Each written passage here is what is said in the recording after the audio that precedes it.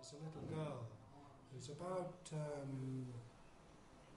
she's about 7 or 8, and she's lost her leg.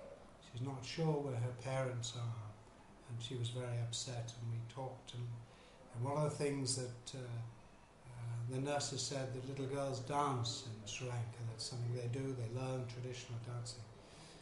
And I promised her that she'd dance again one day. And really, our task is to see that that'll happen one day. She'll have to heal her wound. She'll have to get an artificial leg, which will be quite difficult for her in Sri Lanka. But just promising her that one day she'd dance again, I take away.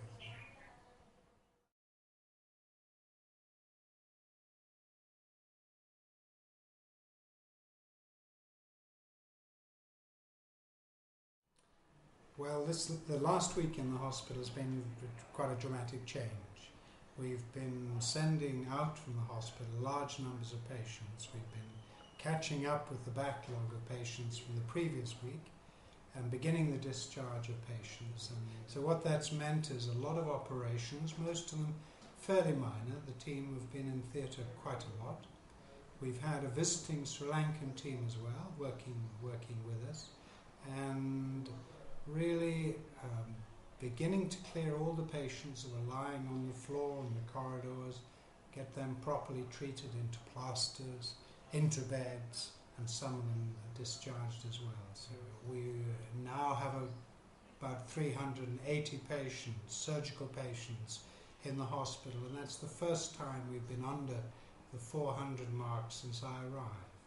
So a lot of patients have been discharged. I've been making visits to camps, visits to where patients will go in the future, and talking to Ministry of Health and doctors about how we can look after them. Patients have gone to the camps with plasters on their arms, they've gone with treatments to their legs that need supervision, a lot of amputations. Some patients have lost both their legs and arms, and we're trying to see how we can start to mobilize them.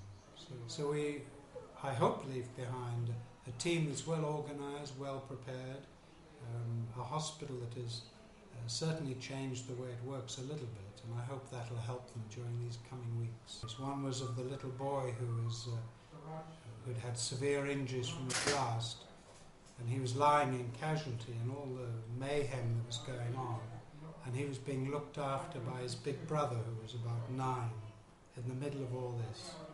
And the elder brother was just quietly getting him a little drink of water every now and again, and in a way showing tremendous bravery. And that'll stay with me a long time.